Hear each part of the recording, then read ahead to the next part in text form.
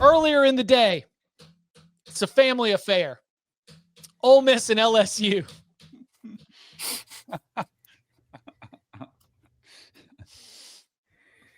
What if he proposes it pregame? Like after a sack, like he looks to the sideline on a knee. Yes, that could be a moment that's etched forever in our brains in college football history. I mean, the best part, Lane would find it funny. Yeah, he would. He would. Lane Kiffin has grown up so much from the get your popcorn ready moment. He really has. What are the actual football expectations aside from trying to put Whit Weeks in compromising positions? I'm talking about the run pass option, guys. Just talking about the run pass option. So right, I think they're going to try to expose the intentions of this LSU defense by being wide open with their formations, right? And I'm not implying anything else here. I'm literally just talking about the offense for Ole Miss and the defense for LSU. But like legitimately, Trinidad has played fairly well. Nobody has blitzed Trinidad at all. Arkansas's defense completely sucks. And Tulane is a good G5 program, but they are still a G5 program. LSU lives by the blitz and dies by the blitz.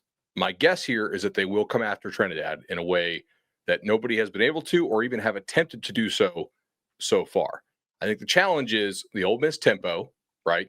Mm-hmm. And then will Ole Miss be able to spread out LSU's defense in a way that Clemson failed to do? Because it's a little bit harder to blitz from width, right? When everybody's all packed in with some of these condensed formations, it's easier to blitz. It's easier to disguise the blitz. Also, like the fastest route between 2 points is a straight line. If you're way over there, it's harder to blitz from over there, right?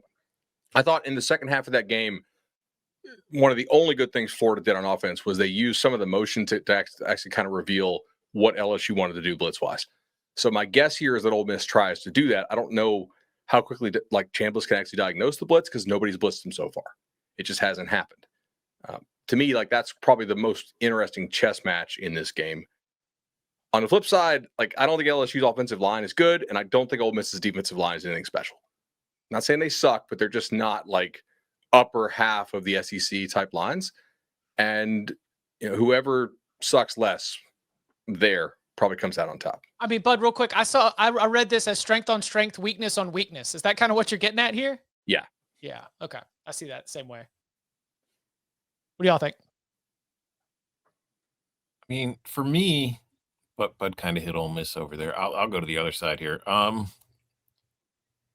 Can Nuss put the entire offense on his back again? Because there is no run game on this LSU offense to speak of to this point in the season. And I don't think Ole Miss's run defense is incredible. I'm with Bud. I don't think their defensive line is incredible. But I do think when it's traditional run game, they've been fine. And I do think that the way this LSU offensive line has looked, I don't think they're going to have a difficult time in this spot. Although I will say I am seeing signs of improvement from the LSU offensive line. So I think maybe it's getting better. It's just I still don't think it's very good. And I wonder how that's going to look, because if you look at Nussmeier, last year, he averaged 9.1 air yards per attempt. It's down to 6.6 this year, which tells me two things. A, is they don't have any faith in the offensive line to give him the time to be able to get the stuff downfield.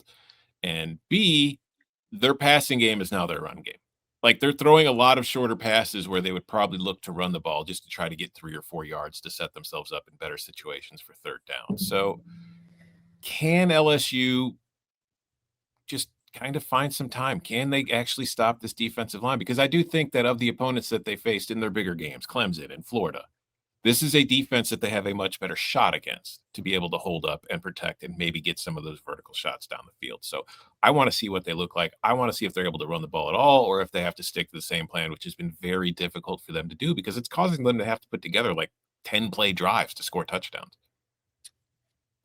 With a quarterback who still doesn't look completely healthy, you mentioned, can Nuss put the team on his back? What does that look like? Just not making the big mistake, kind of managing the game, probably. Does he look better in this game than he has? The offensive line is still an issue. I do think if you have a pretty mobile quarterback who has been really good for Ole Miss, you do have the perfect defender for that type of player, and it's Harold Perkins. like who had the big pressure against Cade Klubnik when he rushed out of the pocket. Like, I'll be curious to see what sort of X factor Harold Perkins is versus Trinidad Chambliss and that Ole Miss offense. You also need to get your hands up. Yeah. Tulane either batted the ball or got close to batting several more in that game. And that's on tape. It's a great now. Play. Yeah. So I hated that as a quarterback. It's the most frustrating. I'd rather get hit right after you throw than have a ball batted down. It's the worst. Because you saw it and then you threw it. Yeah. Going back to I looked up the stat just to see if I could confirm my thought. The average LSU touchdown drive is 9.08 plays per drive. Like, that's the 6th most of any team in the country. The top 5 are UCLA, Oregon State, Army, Colorado State, and Clemson. Not exact. Oh, and right behind them is Oklahoma State. That's not exactly the company you want to be keeping. Could this be the breakout game for these LSU receivers? I hope so. Or do we think Ole Miss just drops everybody back and makes LSU be patient and settle for field goals? Probably. Yeah. That's my thought too. Yeah. Yep.